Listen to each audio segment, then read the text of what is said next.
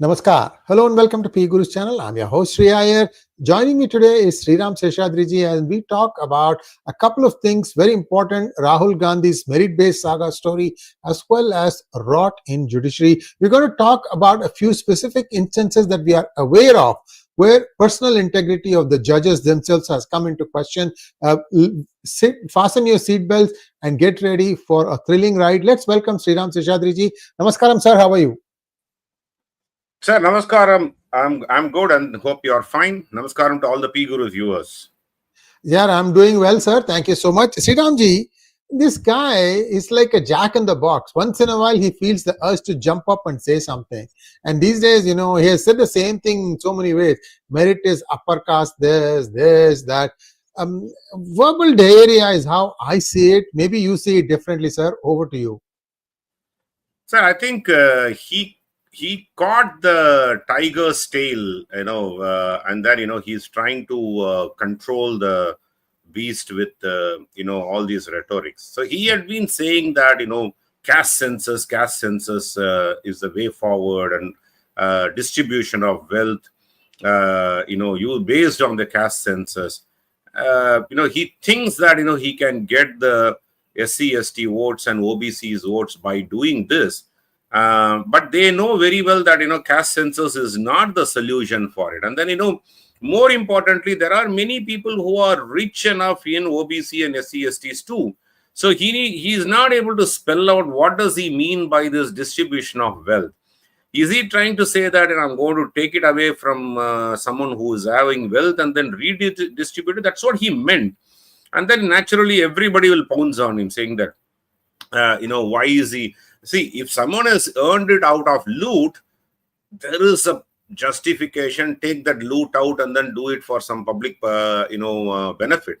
But if someone is earning it out of their own efforts and merits, I want to use this word merit, because he seems to be not satisfied with the word merit. Maybe because almost like last 20 years, he has been losing, and then thinks that, the merit has no meaning, and only the entitlement is the only way that he can become a prime minister or he can win the election. So he has to actually look at what is the common ground of the problem. No doubt about it, social justice is needed, and no doubt about it, you cannot have a divide among the society. But when he's talking about caste census, he's talking about only on the Hindus, not on the entire population.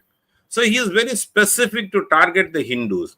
One day he will wear a Janudari and then say, I'm a Janudari Brahmin, and then go to temple, right? And then another day when the election is not there, he talks about, abusing the Hindus, talks to say, for example, when he started the Bharat Jodo Yatra, one of the controversial pastors made a comment about Hinduism, and then he was acknowledging, saying that, oh, yeah, you are right, and then all those stuff, right? See, one thing he is trying to do is helping BJP. In Tamil Nadu, you always have been criticizing there is a Dravidian BJP who helps the DMK to, in a larger extent. Like that, unfortunately, Rahul Gandhi called out that there are about 40-50 leaders who are BJP sleeper cells in, Congress. I think he tops the rank. That's what, he is doing. Imagine, the state with significant amount of upper caste population. And it's all in the, Hindi heartland. Himachal Pradesh, Uttarakhand, and then, Haryana, Gujarat, Maharashtra, Rajasthan, especially in Rajasthan, especially Western Rajasthan, and most of the portions of Madhya Pradesh, Uttar Pradesh. So they have a significant population of these upper caste, and even in Bihar, the Thakurs, they're all, see, one thing is, you can say that, whoever is denied an opportunity, enable them to get something. There is reservation in the government jobs, which anyway, either it's not filled or, filled with, and they lower the, eligibility criteria so that, the people from the downtrodden SC/ST or people with OBC background who have not had an opportunity in their past are given an opportunity. So where is the upper caste people getting a job in the government today? If they are getting it, it's all through merit. And imagine even the Public Service Commission or even the IAS, when someone goes for UPSC, even though the parents are once again bureaucrats, IAS and IPS officer, and they belong to an SC category, the kids who have had all the opportunities to study using that wealth and the position, the cutoff mark is too wide for a forward caste or upper caste to other caste, OC to SC. The cutoff mark is too wide. And then all of a sudden, the second generation comes into the bureaucracy. And it is all filled with that. So I'm still okay with that, because 2 or 3 generations, let them come, let them, because of these benefits, let them come. But the question is, you cannot, deny a merit. What Rahul Gandhi is trying to do is, let us discard all the meritorious people. Let us discard all the merit-based system, so that this country will go to dogs. And he can actually be ruling that sort of situation. I think that is what Rahul Gandhi is trying to do, Sriayarji, by saying that merit is an upper caste idea. Merit is not an upper caste idea. I can say at least more than 50% of the upper caste people that he calls of upper caste is not Brahmin alone. Okay, he calls this upper caste. Unfortunately, unlike the Dravidian leaders, for them upper caste is only Brahmins. But I don't think Rahul Gandhi just limits that to Brahmins. Even take Brahmins, 90% of the Brahmins do not actually have any sort of social welfare given to them. Especially in Tamil Nadu and all, if you look at, you will, those who came into power quite some time back, 30, 40, 50 years back, they continue to be there. Otherwise, the Brahmins go to the private sector or do their own business. They thrive on their own merits, and they don't actually depend on the government to support them. Nobody gives them a seat in prestigious colleges, even if they score 99% mark. Nobody gives them job, even if they are the topmost in the rank. But so they just find their own other avenues and then move out. So what he is talking about is upper caste, is like the Thakurs and others. The OC category is what he is talking about. And because he wants to actually marginalize them, saying that you run away from this country. Indirectly, what he is trying to say is, no opportunity would be given to this people who actually thrive on merit, and especially thrive on merit based on your upper caste as a caste category. Then he is saying that run away from this country where you have opportunities, so that I can rule this place. So he is having a 20-30 year dream of trying to take the country to the backward as possible, like his grandmother, great grandmother Indira Gandhi and others, right? Great grandfather Nehru and grandmother Indira Gandhi, who they always kept on talking about Garibi Hatao, because I want to alleviate poverty. Every election after election after election after election after, that's the slogan. Why you are not able to do it? And when this country, currently in the last 10, 15 years, 10, 11 years, trying to alter that situation, and people just discarded his idea of, the divide that he wants to do in the society. He is not favored at all. I think, he is going crazy over day after day by just making this sort of loose comments without even thinking of the consequences or what he is talking about. So maybe, he is not listening to his advisors. Jairam Ramesh himself became like Rahul Gandhi. He used to be a much more saner person. But later on, by being an advisor to Rahul Gandhi, he turned himself into a Rahul Gandhi. So that is what probably he wants in the entire, community of the leaders amongst Congress. So very, very sad to see, he is not trying to talk about the people issues. He is not trying to create a narrative that will resonate with the public. Instead, he is talking all these nonsenses, and especially in the Hindi heartland belt, where the dominant force are these people, and then he is actually doing disservice to Congress. And naturally, nobody is standing up with him. Even parties like Dravidian movements like a DMK don't stand with him on this particular case, because end of the day, when the Dravidian people are the DMK's ministers or politicians or facing a ED charge or CBI charge, they run to the same upper caste meritorious based lawyers for defending them. They don't go to all these oppressed because are you not saying that there are not intelligent lawyers in Raja, for example? He himself is a lawyer. He goes to an upper caste lawyer for defending his case. So that is their level of hypocrisy, in my opinion, Sri Ayerji. And then he is doing a great injustice to the Congress party by making all these blabbering statements, coupled by his mentor, Sam Pitroda, sitting in one corner of the world, and then, fueling some of these ideas to him. I think, they, both of them, if actually, literally Sam Pitroda stops mentoring Rahul Gandhi, probably Rahul Gandhi will run out of ideas and then not blabber, in my opinion. Sriramji, speaking of Sam Pitroda, it looks like he has been resurrected again after being suspended for some time, and then he shoots off his mouth. Sriramji, actually, he was not suspended. He was removed from party permanently or something, last I heard, and then now resurrected. The permanently doesn't mean lifelong, right?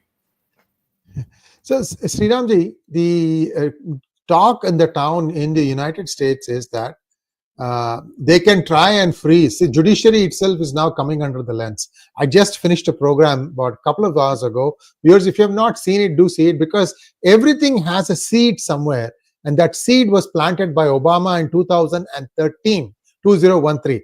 Do watch that program to understand why that was planted, why that has now germinated, and now it is trying to put obstacles in the way of the Trump administration. Sir, one thing that has happened is today the Trump administration said, the proverbial finger has been shown to the judiciary. I'm sorry to be so crude.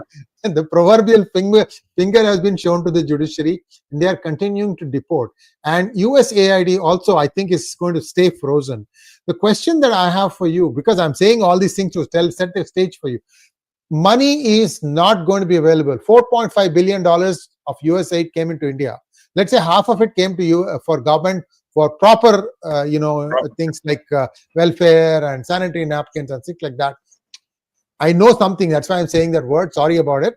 But the other half was all to just, for Manipur or to steal elections and things of that nature. That spigot is closed. I'm not sure how well they see what used to happen, sir. What used to happen up until, I think, 2014, Lok Sabha, let's think Lok Sabha, was that every time before elections, about 6 months before the election, the rupee will plunge a little bit because a lot of inflow will be coming in, and and that money is actually going to be used for distribution and things like that. But you notice in 2019 that did not happen. Some say that there was an article that was written in pgurus.com that put a stop to it, because the man who used to turn that spigot operator couldn't do it this time. 2024, I don't know. I think they figured out an alternate way between 2019 and 2024. See, it is the same thing. You do something, you shut the door, they come through the window. You shut the window, they come through the ventilator. You shut the ventilator, they'll find somewhere else to come in. So point is that next Lok Sabha election, let's assume that money is not going to be as significant as a factor as before. Do you think that would mean bad news for the whatever is the opposition at that point of time, or good news? No, I think it will be a bad news because the political parties don't suffer the loss. Okay. For example, even Congress, which doesn't have access to the treasury, maybe only in Telangana, Karnataka, and Himachal Pradesh at this point in time. Maybe Karnataka, last few years of their, earnings and Himachal also. Maybe Telangana will continue for some more time. But even Telangana not contributing to the coffers of Congress as a party at this point in time so far, right? But the question is for the supporters, because political parties cannot sustain from their own funds. Every political party is not DMK. To sustain the ecosystem, fund the ecosystem through their own resources, right? So they need some of the influencers, some of the noise makers to be fed and given opportunities, given resources, given money, so that sustain this sort of a negative campaign. I think that money is significantly drying out already. See, for example, you talked about 2024 3 year. I think we did a show on P Gurus, if you remember, how the rupee was maintained at 82, 83 for quite some time by RBI, right? We talked about why they were doing, and then, what is the reason behind where nearly $500 billion were being pumped into the Indian economy through Hawala route or, some other route, so that, build your, forex reserve to almost like $1 trillion, right? Because we are already in a $620 billion, and then, build it to $1 trillion.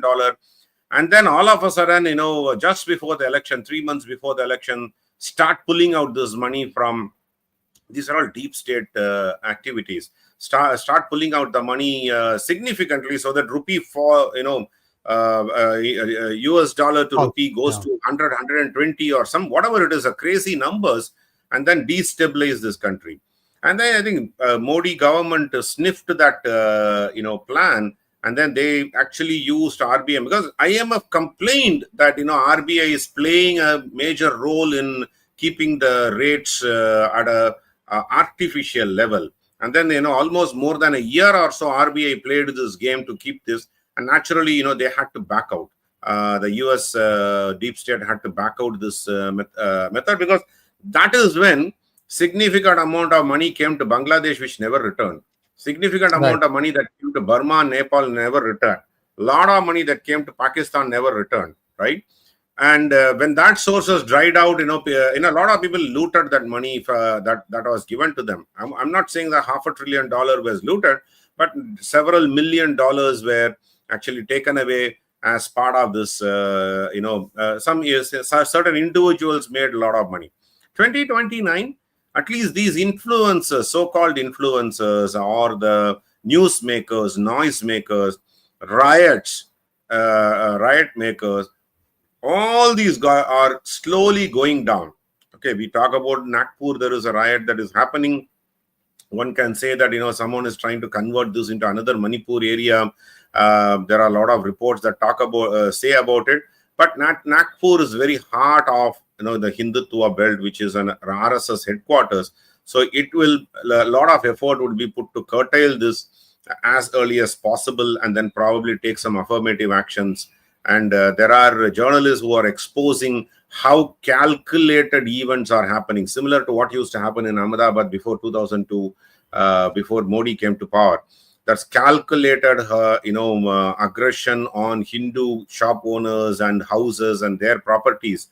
I think, which are fueled, triggered. That there is a news that I saw that, the IP address of the initial triggering, messages came from Bangladesh. So they are still trying their luck with this, but I think it's going to be more or less their coffers are going to be drained, sooner or later, because, Trump is taking certain affirmative actions on the USAID program.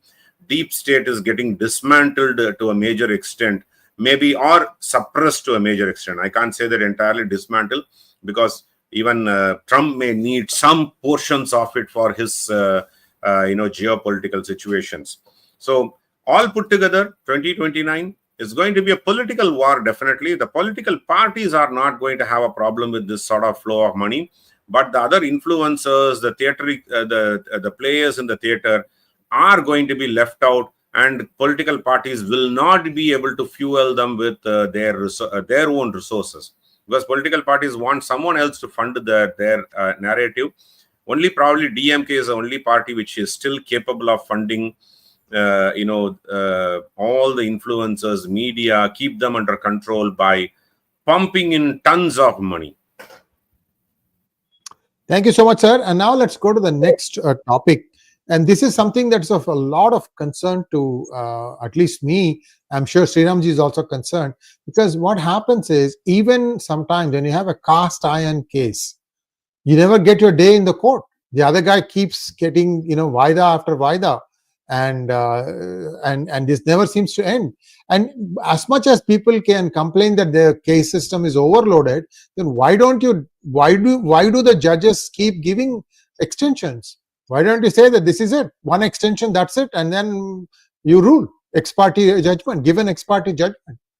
So they don't want to do that. So this speaking from both sides of the mouth is not something that is good. And every chief justice, his last speech will be, I've tried blah blah blah blah blah. Wisdom after retirement will come, write articles afterward. Bullshit. When you were there, you didn't do anything. I'm accusing all these chief justices, honorables. And sir, I have heard this. I don't know how true this is. I've heard this, that at the High Court level, there are several instances of the Chief Justice of that particular High Court getting gold bars every month for allowing things to go the way they are going. It's not like, give bad judgments or anything like that. There's a system. That system runs in a certain way. You just need to let it go. Don't do anything disrupted. Don't try to, be Raja Harishchandra, just to kind of make it a little exaggerated. Sir, how long will this thing go on, sir? Even though they have changed all the penal code, the judiciary is the same. The lawyers are the same. The plaintiffs are the same. The defendants are the same. What is going on? I mean, this guy, I'll tell you, we are going to give a more detailed story. Viewers, just stay tuned, because the person who has been caught with cash in his house, he was a lawyer, and I'll give you the whole story afterwards in a separate monologue, viewers. Very, very colorful person. Sir, your thoughts? So it's very, very saddening and depressing, right? Justice Yashwant Sharma at the helm of affairs today, or at the helm of heat today. It's very, very, I'm using the word depressing because a court of justice is the last resort for any common man to get the relief. And when one sees that, nearly 15 crore, a lot of people say that it is not 15 crore, it could be less than that, more than that. But a pile of cash was found is undeniable. And the way, this Collegium reacted by transferring from Delhi High Court to Allahabad High Court is literally, shocking.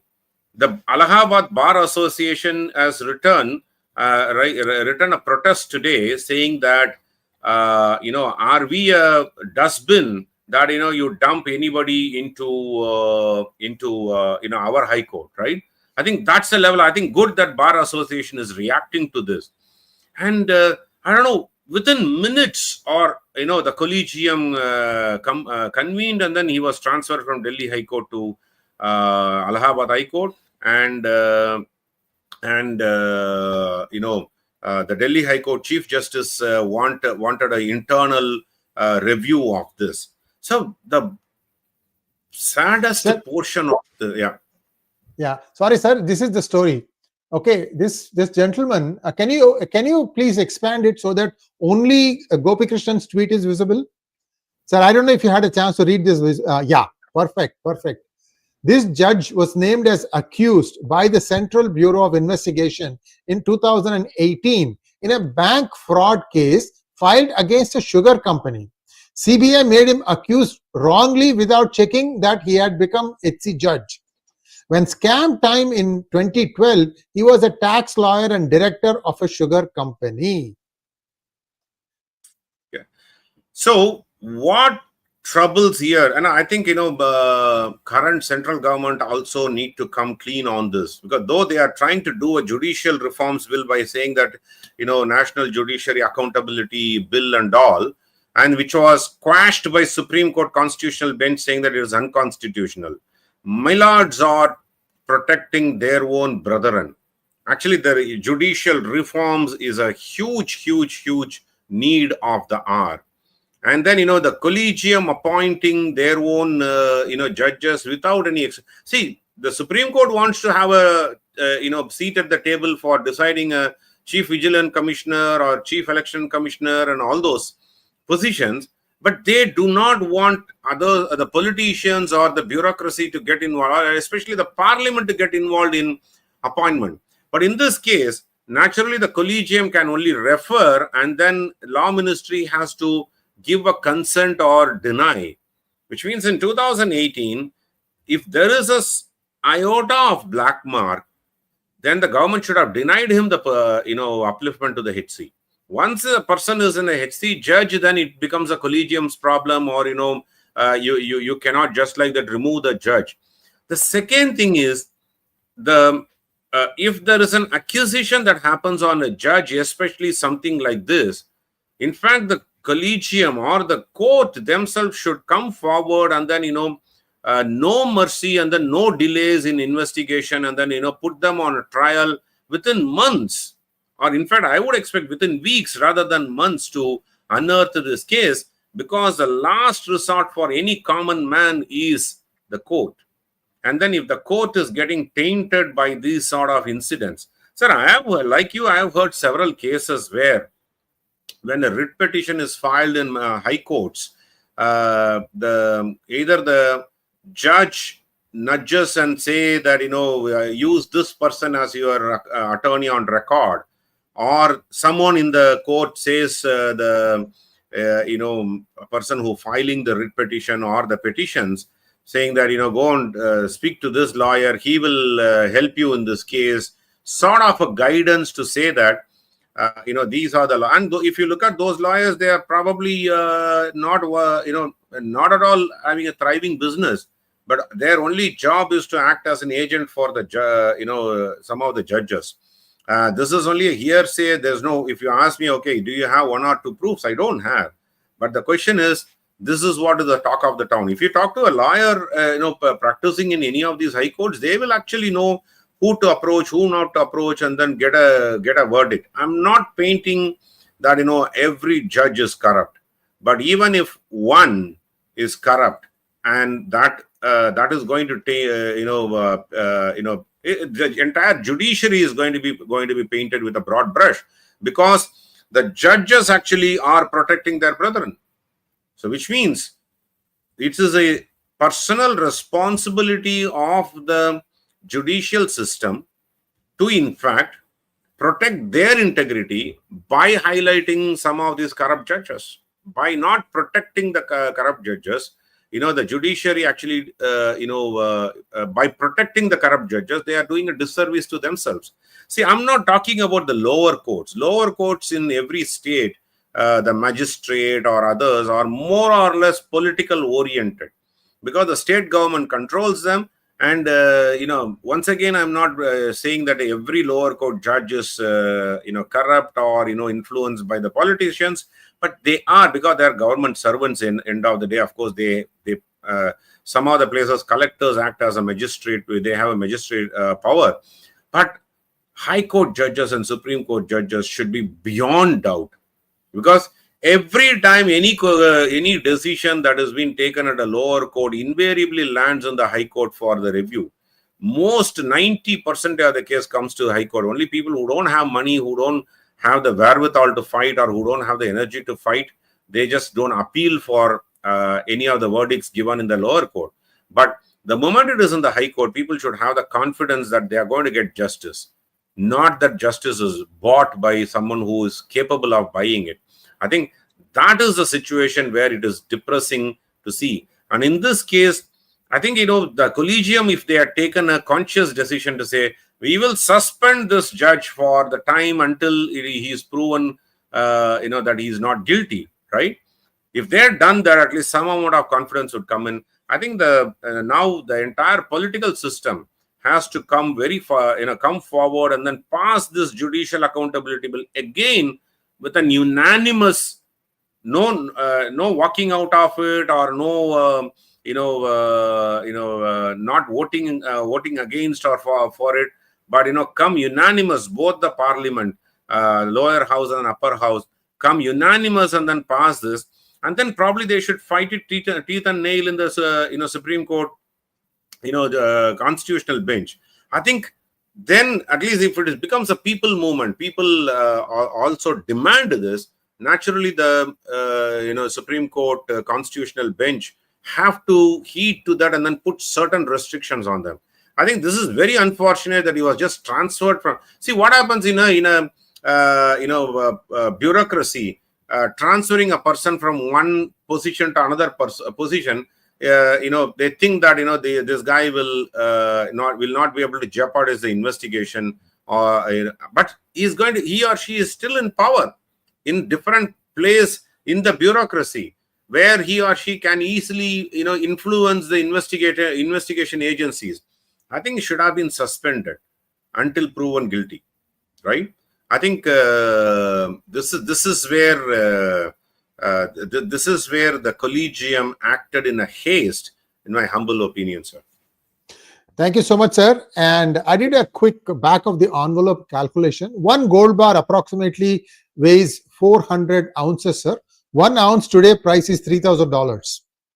And if you do the math, it comes to about 10 crores a month, rupees. Mm-hmm. Wow. Or $1.2 million a month.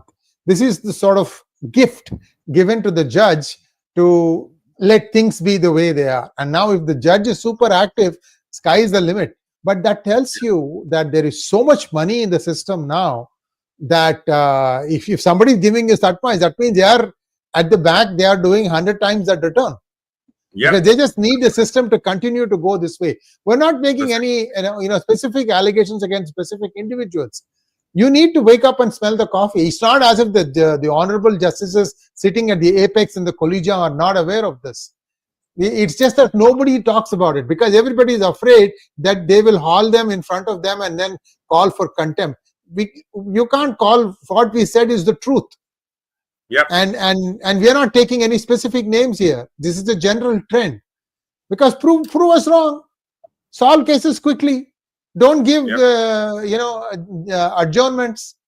Why are you not doing that? So see, this is a problem. And I think by getting some of these things out, things do happen because somewhere somebody is forced to act. So hopefully good things will happen from that. So sure. Thank you so much, Sriramji. Let's take a few questions if you don't mind, sir. Yep. Thank you, Kameswaran Garu. Venkatragwan wants to know if we go by RaGa's ideas, then he will not have the meritorious lawyers arguing for him. Good for the country, I thought. But the judges wouldn't be meritorious too. Good comment, good observation, Venkatragwan, sir. I think, going by this, when you don't have a meritorious lawyer and then when you have, mediocrity crept into everything, I think then Rahul Gandhi would be the most intelligent person on top of them, right? So he doesn't need meritorious lawyers for him. Next one, please. Rohit Akshay wants to know, what is the status of RaGa's multiple passport case? There seems to be no end to his anarchical mindset. Can't we just put him behind bars? Now, I think central government has to at least come clean saying that, okay, we have no proof that he has multiple passport or we have no proof that he's an Indian citizen. At least they should put an end to that rather than keeping it in the surprise. They should, I think, court issued a dictum to give a affidavit. I think, there is there's once again an adjournment, what you talked about. Right, and then they have not given this sort of affidavit in the court of law. So I think somewhere this government has to bite the bullet and then say, at least come clean saying that we don't have any proof, and then let him be an Indian citizen for once and for all, and then no doubt lingering on that, right? Because outside of India, if he has a Rahul Vinci is the identity, and inside India is Rahul Gandhi is identity, at least by namesake it is going to be too different. But they will have a fingerprint, they'll have a photo. Now all these put together, they can say, because they have the highest investigation arm, intelligence arm with the government, at least come clean and say, we don't have any evidence. We have searched for this, but we don't have any evidence, and then put a closure to this case. Next one, please. Humanist wants to know, why has Rahul Gandhi reduced his rants against BJP and RSS after Trump's victory? Oh, it's very, very clear that, had Kamala Harris had come to power, then they would have had all the run, right? Because the money would be flowing in, a lot of disturbances that would happen in India. In fact, if you remember, when Haryana election got over, I made a statement that it was a very responsible statement, that thanks to Haryana people, that they saved the country from becoming another Bangladesh. Because if only Haryana had, Congress had won the Haryana, state, in the guise of farmer protest, entire Delhi would have become a, mess. And Haryana, the border from Haryana would have fed all these things to them. And already you had a Kejriwal sitting in Delhi government who would have facilitated much more than what he was doing during the farmers' protest earlier. So thanks to Haryana people that the country got saved. And naturally Rahul knows that very well, because he can't fuel any big narrative in the country. He needs a army of influencers, army of these narrative setters to do that. And when Trump came to power, he knew very well the US aid would be stopped. Trump already talked about the dodge, scrutiny of the spend. So they are not going to get a free lunch. So that's why, he is ranting against BJP and RSS after Trump came to power. Next one. Rajesh Govindrao wants to know, I think he wants to create mess among Hindu community and break the community permanently, because in Karnataka, caste census is not relevant, really revealed till now. They have not conducted any caste census in HP. Very true, Rajesh, because, the caste census in Karnataka was taken during the previous regime of Siddaramaiah. It's almost nearly 10 years now. And at least the 10-year-old data, they can come clean and then say, here is what the caste census that we have done. Here is a community, because two dominant communities there, the 𝗥𝗘𝗙𝗥𝗘𝗥𝗏 and the Lingayats, especially the 𝗥𝗘𝗙𝗥𝗏, are threatening Congress not to release this, because who is more popular, or the Lingayats would come out there very there, and they are actually preventing that. And then, for your information, 𝗥𝗘𝗙𝗥𝗏 is part of the 𝗥𝗘𝗙𝗥𝗏 community. So naturally, and Siddaramaiah is from a Kuruba community. So he wants to play the divide and rule amongst them. But the seers, the religious leaders of 𝗥𝗘𝗙𝗥𝗏 community very clearly come out and told to them, if you release and then do anything on that, we are going to switch camps, because Congress gets most of their votes from the 𝗥𝗘𝗙𝗥𝗏 community because of the religious leaders of the community. I think they are going to lose that. That is why, they have not been, because Rahul Gandhi talks all these nonsense to the general public. So why can't he just do that in Karnataka? He won't. Telangana, he does, because Telangana doesn't have a major challenge there. And but simply that, Telangana also, the chief minister is from the meritorious upper caste. Why can't he just replace, at least he has within his rights, replace Revant Reddy and then put someone from OBC or SC/ST as a chief minister, right? He's not doing that, because he only talks about lip service, and then, yes, it is to break the community. Thank you so much, sir. And viewers, that brings us to a close of today's program in English. We'll be back in 20 minutes on Tamil on a totally different slate of topics. Thank you so much, sir. We'll see you very soon. Namaskar. Namaskar.